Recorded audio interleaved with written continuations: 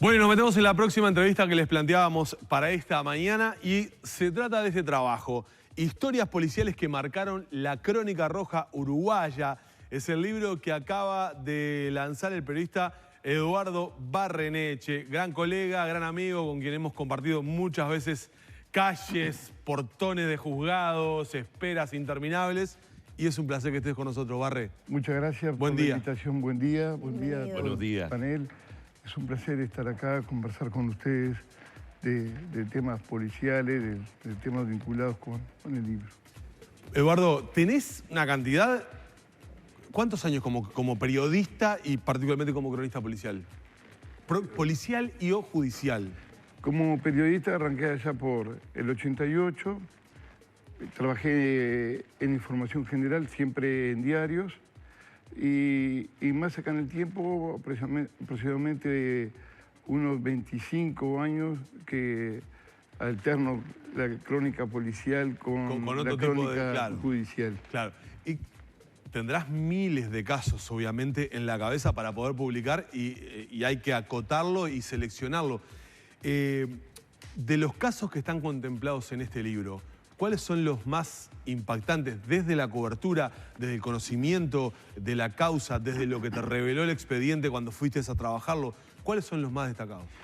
Los que, voy a decir, los que más me impactó, destacado, yo creo que considero que son todos, sí, seguramente.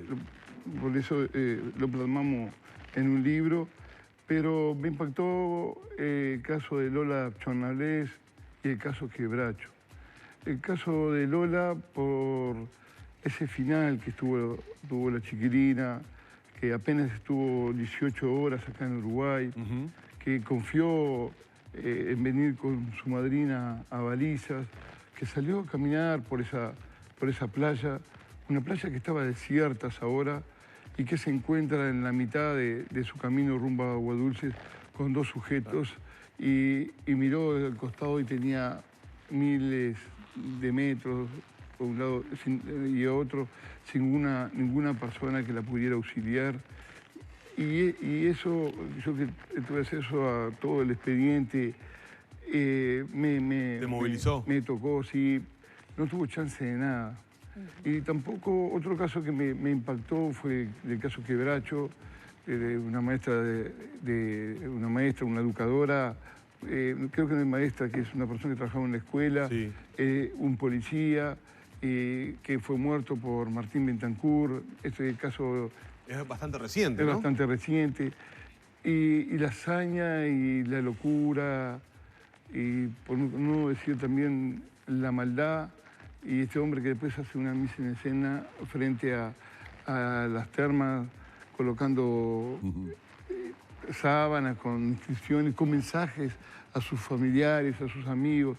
Esas cosas, la verdad, que llaman la atención y te haces un montón de preguntas, ¿no? ¿Por dónde va la sociedad? ¿Por dónde van las cosas? ¿Qué ejercicio hay que hacer? Porque a mí me pasa cuando cubro policiales para Subrayado, que es muy excepcionalmente. A mí me cuesta, ¿no? Me tocan la sensibilidad y obviamente depende qué conexión tengan con la vida personal de hijos, parientes, ¿no? Cuánto le tocan a uno. Pero, ¿qué ejercicio tiene que hacer tu trabajo, o sea, y tu persona para poder ir a cubrir ese tipo de...? Yo creo que lo primero que tiene que estar en uno es la empatía. Es la empatía por la víctima y a veces mirar con ojos no juzgadores a los victimarios, para poder comprender toda esa situación oscura, violenta, sangrienta, y para poder plasmarla. Y quizás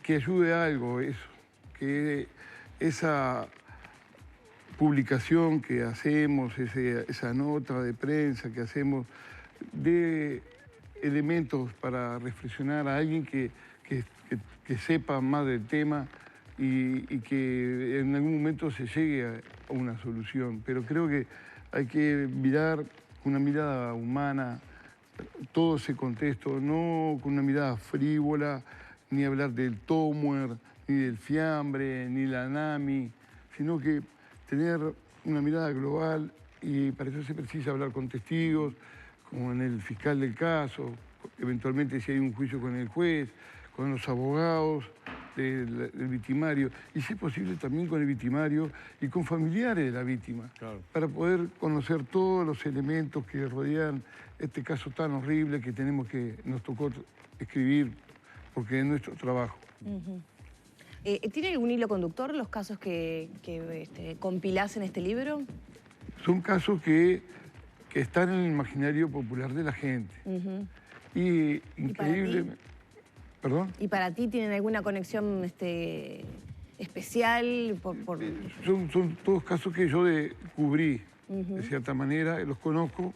Y una cosa increíble, la mayoría de las víctimas, increíble no porque dada lo que está ocurriendo hoy en día, la mayoría de las víctimas son mujeres. Son mujeres que, de cierta manera, mi libro refleja parte de la realidad que está pasando, que hay que buscarle un coto a esto y buscarle una mirada, como dije ya al principio, especializada, global, porque no es con más leyes, no es con penas maduras que se soluciona este tema. Este tema viene con algo más de fondo que no se arreglan con pocas cosas. Eduardo, una consulta. En el libro para guiar un poco al lector, además de la crónica en sí misma, es decir, imagino yo el recuerdo del suceso, del hecho policial en sí, ¿qué otras cosas aparecen? Por ejemplo, en casos que han sucedido ya hace algún tiempo, ¿hay una investigación a posteriori de familiares en torno de la víctima, inclusive del propio victimario o de la propia sociedad? ¿Cómo cambió? ¿Cómo los marcó? Me imagino, porque lo dijimos en su momento, en el caso de Quebracho había quedado tremendamente convulsionada la localidad, y querría saber si en el libro hay algo más que la crónica específica, sino el abrirse un poco hacia el después de un hecho de estas características. Sí, Humberto, buena pregunta, tenés razón lo que decís. El libro se explaya en el después sin salir del caso policial judicial. Ahí vamos a dar el expediente. Claro. Nosotros no hablamos con sociólogos y que den una explicación. Eso es otra tarea de otra persona. Vamos al expediente, que ahí el expediente está lo más cerca de la verdad, entre comillas. Ahí hay informes de peritos. De peritos de diferentes áreas, de peritos que auxilian a la justicia y dan cierta luz sobre lo que ocurrió. Y en base a eso, el fiscal imputa al victimario y el juez decide qué hacer posteriormente. ¿Alguno de los casos que presentás pensás que pudo haber sido evitable? ¿Que la situación podría no haber desencadenado lo que desencadenó? A la luz de esos informes posteriores, ¿no? Acá es como si te dijera el diario del lunes aplicado a la crónica policial.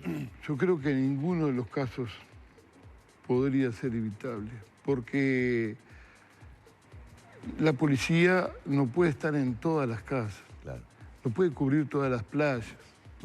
Entonces, creo que lo que ocurrió es una situación que escapa de un control estatal, de un control de otra persona. Inclusive en algunos de estos casos hubo intervención de terceros y no, los casos se desencadenaron con muerte, con dolor, con llanto. Estamos hablando de casos paradigmáticos que a la gente seguramente le quedan. Por ejemplo, el secuestro de Valentina Simons, lo que fue la desaparición y muerte de Natalia Martínez, los crímenes de Pablo Goncalves, ¿no? Que se han escrito ya muchos libros, el arsenal de Saúl Feldman, el misterio del arsenal de Feldman, por ejemplo, lo de Lola, como le decía Eduardo, el secuestro de Milvana Salomone, el caso de Arno Bolensack, lo de Quebracho, lo decía Eduardo. Para cerrar, ¿cuál de estos casos podría ser llevado a la pantalla grande, al cine, y podría ser perfectamente una película?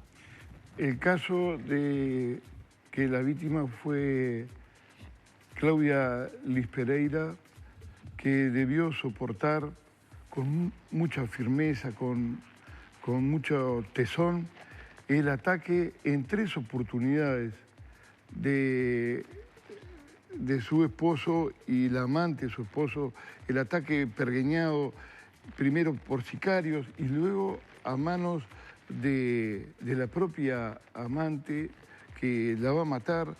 Ella sobrevive a ese ataque en el apartamento, luego sobrevive a un ataque en el hospital hecha por la amante disfrazada de enfermera.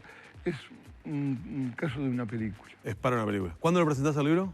El 6 de noviembre en la Fundación FUCAC a las 19 horas. Están todos invitados. ¿Te acompaña el fiscal Gómez, Juan Gómez? El fiscal Gómez y el abogado y catedrático Gonzalo Fernández. Eduardo, muchísimas gracias. Ha sido un placer. Un placer. Hemos estado dialogando con Eduardo Barreneche, autor de historias policiales que marcaron la crónica roja uruguaya.